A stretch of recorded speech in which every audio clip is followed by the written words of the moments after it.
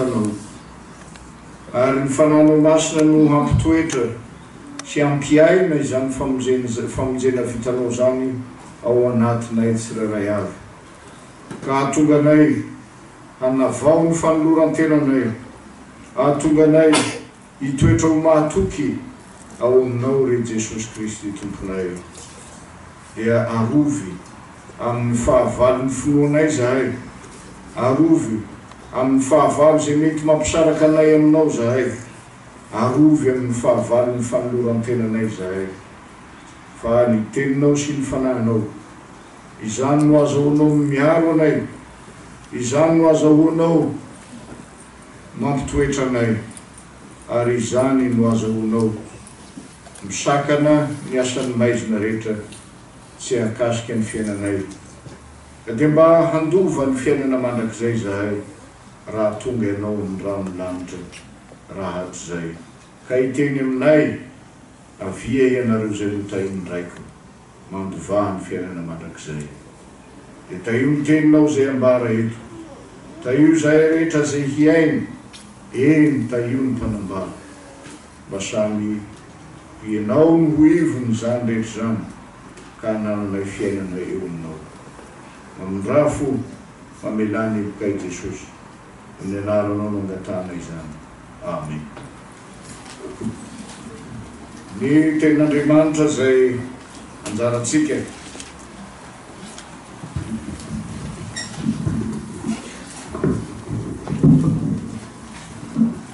amin'ity alahady voalohany manaraka ny Trinité, sady indrindra koa amin'ny isan-telo volana ato amin'ny fileovana Marseille. Dia ny tenin'Andriamanitra zay hitantsika ao amin'ny filazan-tsaramasina araka ny Matthieu 5:20 manomboka amin'ny andiny 4:20 dia mijanona hatramin'ny andiny 7:20. Matthieu 5:20 andiny 4:20 hatramin'ny andiny 7:20. Rehefa hita dia toy izao mivaky ny teny amin'ny anaran'i Jesosy. Dia hoy Jesosy tamin'ny mpianany, raha misy olona tanaraka aoka izy handany tenany sy hitondra ny azo fijaliany ka hanaraka. Fa na iza no tahamonjy ny ainy dia havery azy, ary na iza no havery ny ainy noho ny amiko dia hahazo izany. Fa inona moa ny soa azon'ny olona raha mahazo izao tontolo zao kanefa very ny ainy? Ary inona no men'ny olona ho takalo ny ainy? Fa ho avy ny zanak'olona amin'ny voninahitry ny rainy mba amin'ny anjely dia hamaly ny olona rehetra araka ny nataony. Ray masonao manamasinana amin'ny fahamarinana, fa ny teninao ny fahamarinana. Amen. Ry fiangonana malala ho aminareo rehetra ny fahasoavana sy ny fiadanana avy amin'Andriamanitra ray sy Jesosy Kristy tompontsika. Amen. Voalohany dia misaotra an'Andriamanitra isika nanomezany izao fotoana izao azahoantsika mifampahery amin'ny alalan'ny tenin'Andriamanitra amin'izao isan-telo volana izao, ary miarahaba anareo rehetra amin'ny anaran'i Jesosy fa tafahoana soamantsara isika. Dia teo aza ny fotoana zay ela tsy niona, ny foa mampanary kosa dia miona eo amin'i Jesosy mandrakariva. Dia faly zahay miarahaba anareo, miarahaba ny fileovana Marseille, ary indrindra miarahaba ireto ray aman-dreny mpiara-miasa rehetra. Misaotra anareo koa zahay noho ny fiaraha-miasa, ka nanika anareo izao famangeny izao mba azahoana mifampita ny vaovao, azahoana mifampahery manoloana zay zava-mitranga eo amin'ny fiainan'ny fiangonana, eo amin'ny fiainantsika kristianina rehetra, ka tonga atsika hitomba ho finoana hitoetra ho mahatoky ao amin'i Jesosy Kristy. Zay no ela fa ny tenin'Andriamanitra zay anjarantsika eto, izany no banjina, dia tsy hafa fa manodidina ary famaranana koa azy ny teny zay nataony Jesosy raha nanontany mpianatra izy fa ataony olona hoiza moa ny zanak'olona ary ianareo manao ny zanak'olona hoiza zany namaliny Petera apôstôly ny hoe ianao ny Kristy zanak'Andriamanitra velona ka nahoany nazahoany Petera ilay fankasitrahana feno avy amin'ny Jesosy ilay fanehoan'i Jesosy ny fanekeny fa avy amin'ny rainy nampiteny any Petera zany kanefa koa dia tsy lavitra an'izany fa taoriana kelin'izany no nitenenan'i Jesosy any Petera fa makanisa ho voky ry Satana satria tsy misaina zay an'olona ianao tsy misaina zay an'Andriamanitra ianao fa misaina zay an'ny olona ary mifototra amin'izany indrindra ny teny zay ataon'i Jesosy sady fananarana no fampirisihany no fampaherezana koa ka nilazany hoe raha misy olona te hanaraka aoka izy andany tenany sy hitondra ny azo fijaliany ka hanaraka ny fanekem-pinoana mavisa danja zay nataony Petera apôstôly dia ahariharin'i Jesosy amin'nanehoany amin'ny lazany amin'ny mpianatra fa ny zanak'olona dia ho any Jerosalema ka ampijaliany olona sy ny lohan'ny mpisorona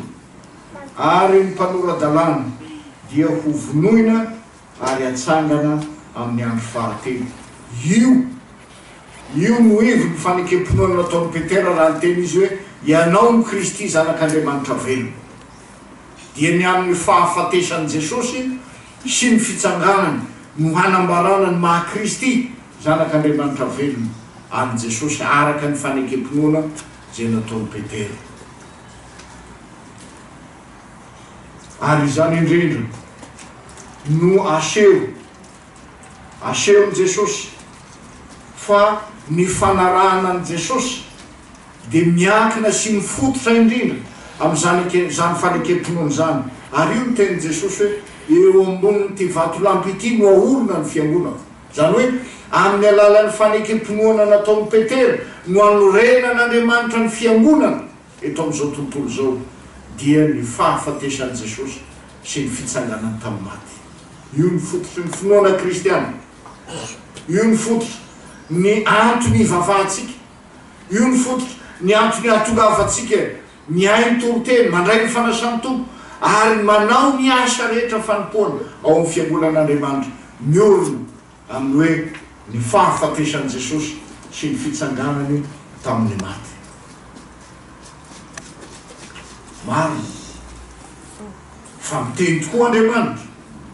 miteny tokoa ny fanan'Andriamanitra mampahafantatra amin'ny olona ary manambara amin'ny olona ny fototra zay inoany fiangonan'Andriamanitra fa ny fanontaniana dia ny hoe miaina amin'izany fanekem-pinoana zany va isika miaina amin'izany fototra iankina ny finoana zany va isika raha vonanonina antsika ny amin'ny fanekem-pinoana kristiana mino an'Andriamanitra ray zanaka ary fanahy masina zay nambara teo samy nanonany zany nivoaka avy ao am-pony avy ao ambavany sika rehetra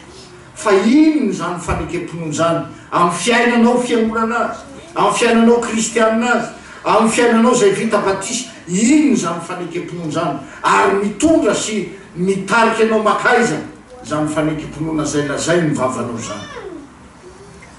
io ny fahavoazan'ny Petera satria nitovy tamin'ny fisainan'ny Josiany ny fisainan'ny apôstôly raha mbola tsy tonga ny fanan'Andriamanitra tamin'ny Pentekoste raha mbola tsy tonga ny fotoana zay nanyrahany raisy ny zanaka ny fanahy masina satria mbola tsy niditra tamin'ny voninahiny Jesosy eto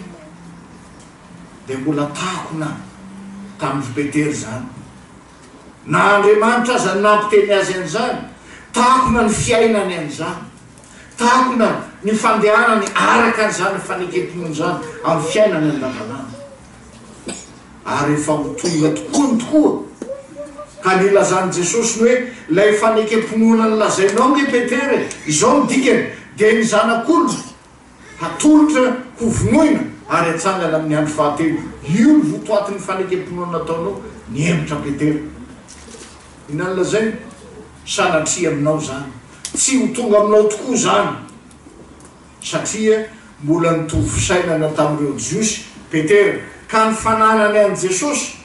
dia ny fananany azy ho manam-boninahitra, ny fananany azy ho manam-pahefana, ny fananany azy ho mpanan-karena, ny fananany amin'izay mahavita fahagagana ka afaka manome zay rehetra ilainany amin'izao fiainana zao. Io no nantenainy Petera. Io no niainan'ny Petera ny fiarahana tamin'i Jesosy, fa tsy ilay Kristy ho faty sy hitsangana amin'ny maty. Zany no zava-misy ambara zao tenin'Andriamanitra zao, ka nahatonga an'i Jesosy hoe amakanesa ny voko ro Satana, fa tsy misaina zay an'Andriamanitra ianao fa izay amin'ny olo. Zany koa ny fiainantsika kristiana ankehitriny. Ary io no ilazan'i Jesosy hoe raha misy te hanaraka aoka izy handamo tenany sy hitondra ny azo fijaliany ka hanaraka. Inona ny hevitro zany? Tsy hafa fa miorona indrindra amin'izay fanarahan'i Jesosy ny sitraponina ray zany. Hitantsika tsara fa tsy mora amin'i Jesosy satria tonga olombelona izy, tonga olona tahaka antsika izy, hiditra amin'izany fahafatesany zany, hiditra amin'izany fampijaliany zany, ka nitenenany tao Getsemaneny manao hoe raika esory amiko ty kapoky ity. Nefa aoka tsy ny sitrapokonao tao fa ny sitraponao. Ny fanarahan'i Jesosy ny sitrapony ray, io nahatanterahani Jesosy ny fanoloran-tenany, io nahatanterahani Jesosy ny fandavatenany amin'izay anarahany rainy azy ho eto amin'izao tontolo zao. Aoka tsy ny sitrapoko atao fa ny anao. Ny fandavatenany Jesosy dia ny fanekeny atsakany sy andavany, ny sitrapony ray izay naniraka azy, izay nankalaza azy ka nanome azy izao tontolo zao mba ho faty hamonjy izao tontolo zao. Io fandavatenany Jesosy ry ama. Fandavatenany Jesosy zany dia ny hazo fijaliana, ny lalam-pahafatesana, nefa koa hitsangana amin'ny maty amin'ny andro fahatelo. Io ny tianao fantatra, io ny tiana ambara amin'ny fiangonana, amin'ny ty alahady ty, fa raha misy te hanaraka an'i Jesosy dia tsy maintsy amin'izany fandavatena sy hitondra ny azo fijaliany zany ka hanaraka azy. Ary amin'ny alalan'izany no handovana ny fiainana manak'izay. Ina moa ny mahazo antsika kristiana ankehitriny diany? Mahazo antsika ve ka mbola sarotra amintsika ny manaiky ny sitrapon'Andriamanitra, fa ny sitrapontsika no betsaka ao anatsika, ny sitrapontsika no mifehy antsika, ny sitrapontsika no mibaiko antsika, ary ny sitrapontsika no mibaiko koa ny fanarantsika amin'i Jesosy. Hany ka tsy mahita fiadanana, hany ka tsy mahita fahasambarana, satria no heverintsika fa amin'ny alalan'ny resaka materialy amin'izao fiainana zao no ahitana fiadanana. Amin'ny alalan'izany no ahafantaranao ny fahasoavan'Andriamanitra tonga ao ny tokantranonao, amin'ny alalan'ny fanananao harena, amin'ny alalan'ny fitomboanao fahaiza, amin'ny alalan'ny fitomboanao ny zavatra zay ilainao ny amin'izao fiainana zao. No heverinao fa ahafantaranao an'i Jesosy, heverinao fa izany no ahafantaranao ny fahasoavan'Andriamanitra mitobaka sy miposaka eo amin'ny fiainanao.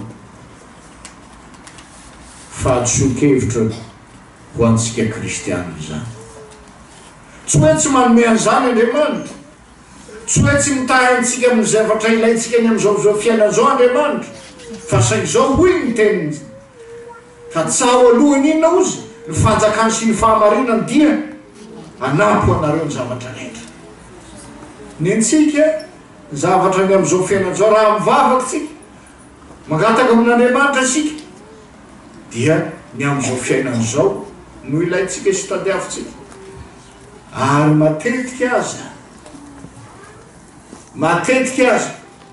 de hoeverintsika fa azontsika ampanaovina zay tiatsika ny amin'ny ahatanteraka ny filana rehetra ny am'izay ilayntsika ny am'izao fiainan'izao Jesosy raha izany any dia matimaty foana teo amin'ny azo fijaliana izy raha izany any tsy mitondra vokatra ho amin'ny fiainanao ny fahafatesana sy ny fitsanganana fa hitondra kosa fanameloana ao antsika hitondra kosa fanameloana ao antsika am'izay miandrana sy manantena indrindra ny zavatra ny am'izao fiainan'izao ihany raha ny am'izao fiainan'izao ihany hoy Paoly no anatenanan'i Kristy dia mahatra noho ny olona rehetra isika fa izay antony ivavahantsika am'izay antony anatonatsika ny fiangonana am'izay dododoatsika hanandratatsika feo eo anaty an'Andriamanitra dia tsy hafa fa vokatry ny finoana ny fahafatesan'i Jesosy sy ny fitsanganany tamin'ny maro ary io ny Jesosy ivavahantsika tsy Jesosy mboninahitra tsy Jesosy ny arena tsy Jesosy mpanao fahagagana araky ny fantatry ny jiosy fahizay ary araky zay heverintsika mampanotantsika fa Jesosy voaomo tamin'ny azo fijaliana matika nalevina ary mitsangana tamin'ny maty ho fanany marinana antsika mpanota raha miteny hoe raha misy ty anaraka tsy etaeta ny fisentosentom-pony maha-olombelona zany tsy fietsem-pony maha-olombelona ny ty anaraka an' Jesosy fa noho ny vokatry ny finoana asan'ny tenin'Andriamanitra sy ny fanahy masina ao anatsika zany noho ny famonjena vitan'i Jesosy ary io ny velominy fanahy masina ao am-potsika io ny tenin'Andriamanitra zay iasan'ny fanan'Andriamanitra mitaonatsika hanatona an' Jesosy satria hoy Jesosy tsy misy mahay manatona raha tsy nitaonina raiky zay naneraka azy isika tsiraray any tanteraka amin'ny fiainatsika tao amin'ny batisy zany tanteraka amin'ny fiainatsika teo amin'izay nananganan'Andriamanitra antsika ho zanany teo amin'ny batisy zany fa ny fanontanianana fantatrao ve ny fiainanao ny fantatrao ve ny antony batisanao fantatrao ve ny dikan'izany batisanao zany fa heverintsika mako ny batisy fa fomban-drazana efa natao batisa ny razanay ny dadabenay ny renibenay dia atao batisa koa zay taranaka rehetra fa ny fiainanao tsy misy zay mahasamihafa azy amin'ny fiainana zao tontolo zao tsy misy hany ka hoy ny tenin'Andriamanitra hoe tsy hafa fa avy aminareo ihany no hitenenana ratsy ny anaran'Andriamanitra satria tsy araky zay nananganan'Andriamanitra antsika ho zanany tao amin'ny batisa tsy araky ny mahazanak'Andriamanitra antsika tsy araky ny maha-kristiana antsika fa mbola mirona sy mandeha amin'ny fitariany nofo amin'ny asany devoly ary izao tontolo zao mpanota izany mitariky ny fiainatsika fa tsy afaka hanaraka an' Jesosy naoviana isika tsy afaka handany tenatsika ho anony amin'i Jesosy isika tsy afaka hitondra ny azo fijaliana hanaraka an' Jesosy isika fa mbola mavesa-danja ao anatsika ny asany nofo mbola mitariky antsika izao tontolo zao mbola andevozy ny fahamazinana dia ny asany devoly ny fiainatsika na dia efa vita batisa azy zany indrindra no ampatsahiva ny tenin'Andriamanitra antsika tsarovo fa am'izay nanangananao zanak'Andriamanitra am'izay tenenanao ny fanekempinoana fa mino an'Andriamanitra ray zanaka ary fanahy masina ianao dia mbola hoentina ho tsaraina ianao araky ny teny ery amin'ny 2:7 fa ho avy ny zanak'olona amin'ny voninahitry ny rainy mba amin'ny anjely dia hamaly ny olona rehetra araka ny nataony araka ny nataony zany no ilazany tenin'Andriamanitra ampahafantariny tsy manafen'ny Jesosy hoe inona moa zany fanarana azy zany inona moa zany finoana an' Jesosy zany tsy hafa fa ny ainanao ny ainako ny ainan'ny olona natsangan'Andriamanitra ho zanany ny fiainan'i Jesosy koa amin'izany lalany fandavatena amin'ny lalan'izany hazo fijalena fitondràna ny hazo fijalena ka manaraka an' Jesosy zany ry havana malala Paoly apôstôly dia nahatsapa amin'izany fandavatenany zany nampiariary ny fandavatenan'i Jesosy ao amin'ny Filipiana toko 4:5 ka hatramin'ny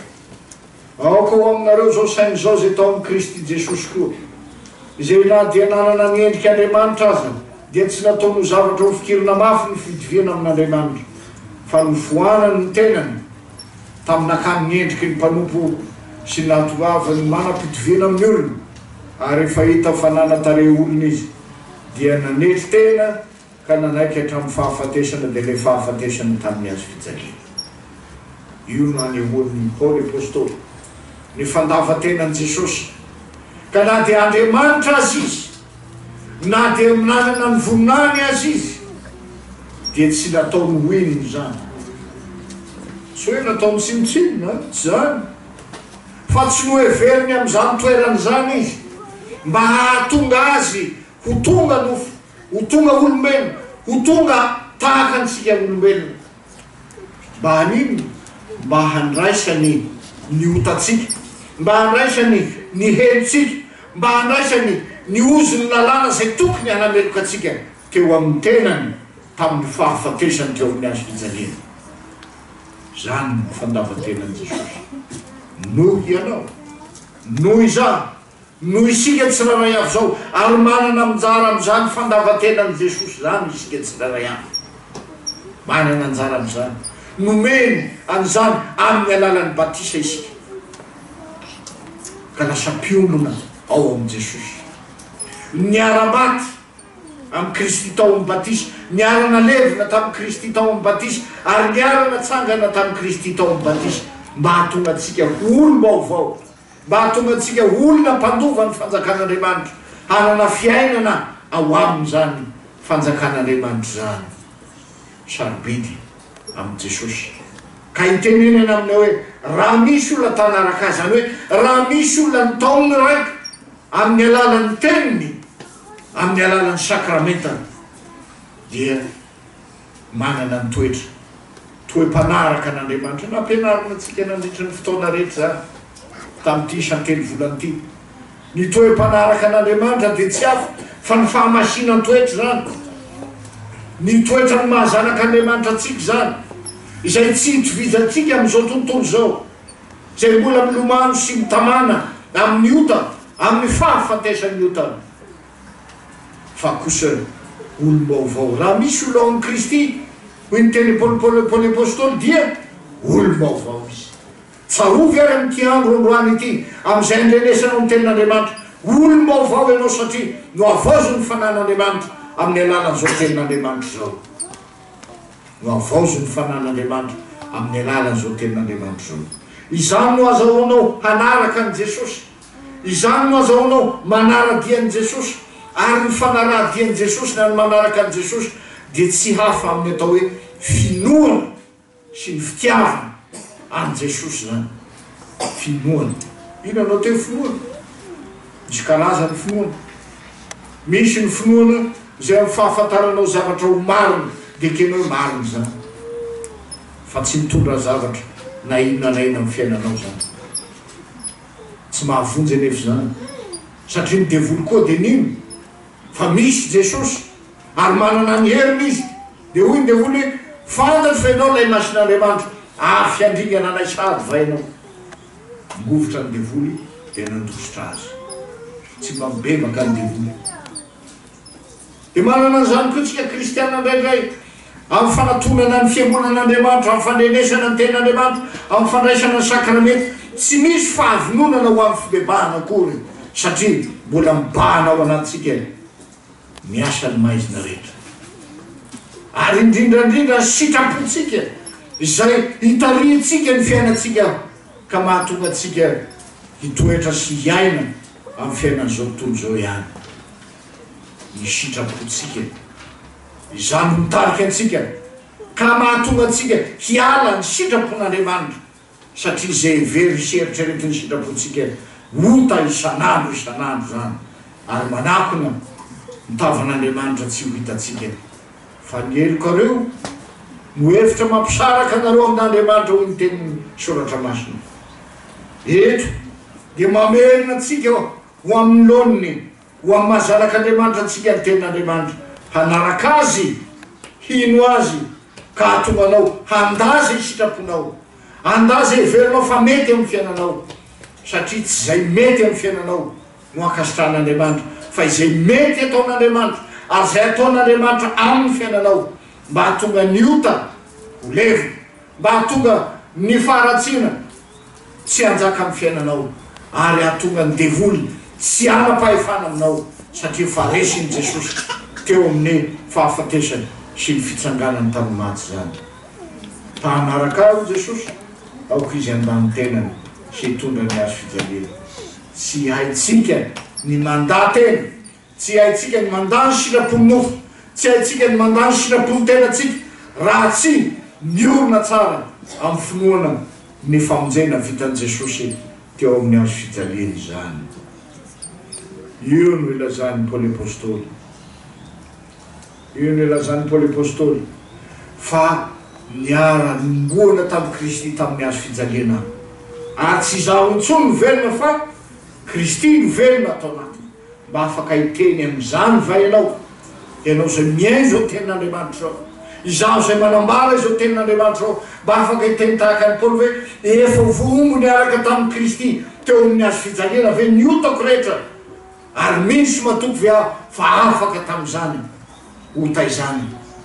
ary tsy zaho intsony ny velona fa Kristy ny velona atao anatiny io fanekempinoana lehibe zany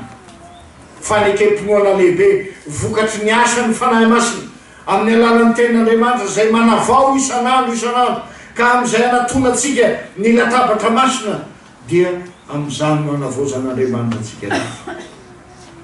indray ny tsika manatona ny latabatra masina io fahazarana koa fahazarana no anatona atsika io matetiky raha nanota isika tany atokantrano ny antony zay alasany Jesosy anao eto dia zao nitondrano ny otanao zay vitanao na hoina ny heriny ota na hoina halehibe ny ota vitanao vonina Jesosy amin'ny fanasiany anao eto amin'ity latabatra masina ity hanavaozany sy hanadiovana anao amin'ny rano sy ny tenany zay atolono anao ity ny tena ho aminy ity no rako hosotro hanomezany famelan-keloka ho antsika fa ny marina amahampanota antsika amin'izay ny manosa antsika amin'ny ota dia tonga avy any atokantrano tonga eto am-piangonana mandray fanasany tompo dia mbola eo amin'ny fandoaliana amin'ny fandraisana fanasany tompo ny ota mbola mieritreritra ota ny saitsika mbola tsy voanavaozy ny fanan'Andriamanitra tsy misy fahateraha-baovao ny fiainatsika mandoalika eo amin'ny alitara masina ary mbola niota nataotsika tany atokantrano tany amin'ny fiarahamonina mbola enitsika mody na aveto azy zany nataotsika ho an'izay tsy manaiky ny fanavaozany fanahy masina dia zany ny fiainany hany ka hoy ny tononkiratsika sao ity ny tonteny farany anasananao sao ity no andatsananao ry mpiaino ry mpamonjy ny isanteny volana aoka ho tsarovatsika araky ny tenin'Andriamanitra zay atsika tsy misy fibebana tamin'ny Lazarosy sy ny mpanan-karena teo efa ao amin'ny fanjakan'Andriamanitra Lazarosy ilay mpanan-karena ao amin'ny elo afo no tady fibebana tsy misy fibebana intsony ivelan'izao fiainana hitantsika zao amin'izao izay anomezan'Andriamanitra ny fiasam-pahasoavany ho anao ny teniny ny sakramenta masina hanasany anao isan'andro amin'izany no hitariany anao ho amin'ny fibebana mba handraisanao famelan-keloka dia ny mbola eto an-tany anao mety misy angamba hiteny hoe rehefa akaiky ny fotoana tsy misy mahalala ny fotoana hoy Jesosy na ny zanaka aza ny tsy mahalala na ny zanaka aza tsy mahalala ny fotoana zay leviny zanak'olo hitsara ny vela sy ny maty fa rehefa tonga amin'ny ranolanitra izy tsy misy fotoana ibebahana tsony na zay mino na tsy mino dia ahitany zany voninahitra lehibe zany ary hitsarana ny maty rehetra na mino na ny tsy mino ka zay mino dia hiaraka hitany zotra miaraka nandany tenany zay mitondra ny azy fijaliana da dia hoiny any amin'ny apokalypsy izy reny mitany zotra amin'ny akanjo fotsiny ireny dia hoiny miteniny zao n'apôstôly ireny ilay miaraka fahoriana be teto amin'ity tany ity ireny no nanasany akanjony tamin'ny rano zanak'ondry namotsiny ny akanjony tamin'ny rano zanak'ondry zay hiakatra hiaraka amin'i Jesosy raha tonga amin'ny ranolanitra izy ka tsy matahatra ho an'ny kristianina ny fiavian'i Jesosy amin'ny andro farany hitatsika ihany tamin'ny ady lehibe tamin'ny golfa persika sy ny ady aty-andafy aty amin'ny tady zany ino anao ataon'ny olona zay tsy mino an'Andriamanitra dia aleo mba maty voky ka dia alingorona ny sakafo rehetra ataony zavatra rehetra mba hiadana nyity nofo ity fa samy ho faty any tsy finoany zany tahatry ny tsy finoany noho ny tsy finoany zany fa ho an'izay mino kosa dia hifaly sy ho ravoravo hitsena lay tompony sy mpamonjiny avy any an-danitra ny mpamonjy antsika any ka ho ravoravo hiteny aminao ny rainao hiteny aminao ny zokinao hiteny aminao ny mpamonjinao avia ianao zay notahiny raiko mandova ny fiainana mandrakizay hiaraka satria niaraka na tamin'i Jesosy ny fiainanao tamin'ny fandavatenanao rehetra na afoizanao zao tontolo zao na afoizanao na inona ny mombanao eny hoy ny soratra masina miteny Jesosy hoe tsy azo atao mpiandritra raha tsy mahafoy ny ray ny reny ny tenany ny fananany rehetra sarotra amitsika zany sarotra amitsika zany hoe afoy ny vady afoy ny ray afoy ny reny izy akory tsy mampisaraka antsika amin'ireny fa tsy anao ambony amin'ny fitiavana an'ireny noho ny fitiavana an' Jesosy zay ny dikany misy olona adaladala koa any rehefa natsoiny Jesosy aho dia tsy karakaraina ny vady aman-jana ka tsy omena azy tokony sahaza ho azy be ny sara-panambadiana azy ny sasany satria manakana ny fitoriana ny filazantsara ty vady ty hadalany zany fa am'izay tian'Andriamanitra am'izay tiany Jesosy ho tenenina ny am'izao tenin'Andriamanitra zao dia zao tsy hahafoy any Jesosy mihoatra ny zavatra rehetra zay hiteto amin'ny tany ety ary ny fitondrana fahoriana dia tsy hafa fa fiarahana sy fiombonana fiaretana amin'ny Kristy koa zany hitatsika ny mpianatra amin'izao nao toko 5:10 dia mitenen'i Jesosy mazava tsara fa halan'izao tontolo zao ianareo satria tsy naman'izao tontolo zao satria izaho miantso anareo miala avy amin'izao tontolo zao tsy manana firaisana petsapetsa amin'izao tontolo zao ary zany hoe nofidian'Andriamanitra natsoin'Andriamanitra niala amin'izao tontolo zao dia mifindra fanjakana raha fanjakan'ny ota mifindra fanjakan'ny fahamarinana raha atao fanjakan'ny fahamaizinana dia mifindra makany amin'ny fanjakan'ny mazava dia izay ao amin'ny Kristy zany ka na dia misy aza ny fijaliana no ny fanenjehan'ny pakahary dia tsy zany mitahatra ho an'meny ny mpianatra rehefa nandray ny fanahy masina tsy mba lampaninina azy ny fanenjehany zany fa ny mpaminany sandoko amin'ny nanahirana ny mpianatra zany fanenjehany zany ny faly tamin'izany ny mpianatra arakaraky nanenjehana ny apôstôly ny mpianatra tao Jerosalema no ny partany vao mainka nampitombo ny filazantsara nampitombo ny fiangonana nitatra nanerana izao tontolo zao fa na dia tao Roma azy dia lasa ho foy be ny fitoriana ny filazantsara noho ny hery ny fanan'Andriamanitra nampahery ny mpianatra na dia tao aza ny faratampony tamin'ny fanenjehany ny fiangonana kristiana zany koa mitakina amintsika raha misy fanenjehana mahazo anao nohony amin'ny Kristy fa tsy nohony adalana nataoko nohony amin'ny Kristy noho ny fitiavana an Jesosy, noho ny fijoroana vavolombelona, noho ny fitoriana ny filazantsara, dia enjenany amin'izany ianao mifalia. Hoe miteny soratra masina mifalia. Fa raha noho ny adalàna moa dia mbola misy manamaro tena dia noho ny fanenjena dia sambatra hoe nefa adalàko ny nanenjena, ny tsy fahamarinana nataoko nanenjena, dia mbola mirere hiadana, mbola mirere ho sambatra satria izany lazainy soratra masina tsia. Eny fa dia nenjena noho ny fahamarinana koa aza ianao, tsy hireare hoe marina fa dia hanana fireareanany amin'izany na dia enjena azy. Fa izay nampianarin'i Jehovahandriamanitra ny Joba dia ny hanetry tena, ary ho amin'ny fibebahana isan'andro isan'andro na dia misy aza ny fanenjena, fa tsy hirearea na hanika ny fahavoazana amin'ny hafa, fa ny bevaka isan'andro isan'andro. Joba tratran'izany. Jehovahandriamanitra mihitsy miteny azy hoe tsy mbola nahita lehilahy tahaka ny Joba marina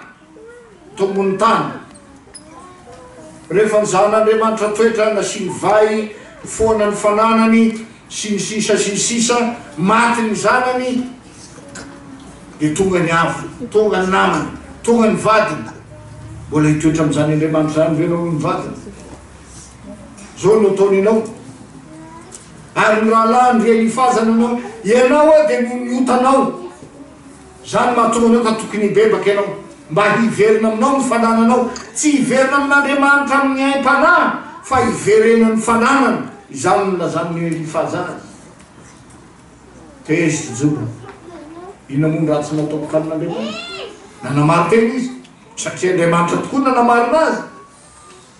Inona moa zavatra nataoko no ataon'Andriamanitra? Lasa natea hanome tsiny an'Andriamanitra ary tezitra amin'reto namany. Ary ndraindray tsika rehefa mamaky hoe ny maninona amin'ny Jehova moa dia hiadany ianao, mifankazara amin'ny fotoa dia hiadany ianao.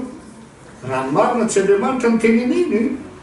fa Elifaza. Ka amin'ny farany Baiboliny amin'ny tantarany Joba dia nitenena ho faiziko Elifaza satria tsy araky ny teny.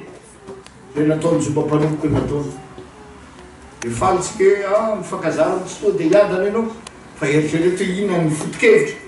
Izay nataony nananany Elifaza nanao izany teny zany. Nanariny Jehovahandriamanitra Joba, fa tsy mahamarina azy na hoina ilazany hoe marina eo anaty an'Andriamanitra. Ary zany koa isika tsiraray avy. Na hoina tsara ataonao anaty an'Andriamanitra, tsy mamarina anao raha ianao no mitsapa ny tenanao, raha ianao no mitsara ny tenanao, raha ianao no mandray ny tenanao, fa marina eo anaty an'Andriamanitra ianao. Fa amin'izay fanenjena mazo anao, izay tokony ataonao dia ny handin-tena eo am-potry ny azo fijalian'i Jesosy mandrakariva, mifona aminao, mamelany helika ianao. Zany ny tenin'Andriamanitra ho antsika amin'ity alahady voalohany manaraka ny trinité ity, mba ho tsapantsika fa ny fandavan-tena dia vokatry ny finoana ny famonjena vitan'i Jesosy. Ny fitondrana ny azo fijaliana dia ny fiarahana miombona fahafatesana amin'i Jesosy. Ny fiarahana miombona amin'ny fiaretan'i Jesosy. Raha miara-miaritra aminy isika hoy Paoly apôstôly dia hiara manamoninahitra aminy koa, ary hiara ho velona aminy. Rahatrizay ho anao zany tsarovy nefa, fa na hoina ivelomanao eto amin'ity tany ity amahazanak'Andriamanitra anao, dia tsy maintsy mbola hoentina ho tsaraina, hoentina eo anatrehany zanak'olona isika eo, fa izy no hamaly ny olona tsirairay amin'izay rehetra nataony, amin'ny finoana nananany, na inona nataonao teo anatrehan'Andriamanitra eo. Ka iengany ianao izay manaritra zao fotoana zao mba hitenenan'i Jesosy rahatrizay, avia ianao izay notain'ilay mandova ny fiainana mandrakizay, satria nahatoky amin'ny finoana, satria nahatoky tamin'ny fanoloran-tena ho an'i Jesosy, fanoloran-tena amin'ny fibebahana isan'andro ka nandraisanao famelan-kely, ary nahatoky tamin'ny fiaretana fahoriana izay miatra aminao, kanefa tsy azonao hoarina amin'izany fahoriana vetivety zany ny fahasoavana lehibe zay omen'Andriamanitra anao raha tonga izy hakanao ka hitoedrany amin'izay toerany mitoeranao mba hiarahanao miadana. Voninahitra ho an'Andriamanitra ray zanaka ary fanahy masina zay hatramin'ny taloha indrindrako mandrakizay raisy ny fitahena. Fahasoavan'i Jesosy Kristy Tompo, ny fitiavan'Andriamanitra ray ary ny firaisana amin'ny fanahy masina ho aminareo rehetra ny hatramin'izao koa mandrakizay. Amen.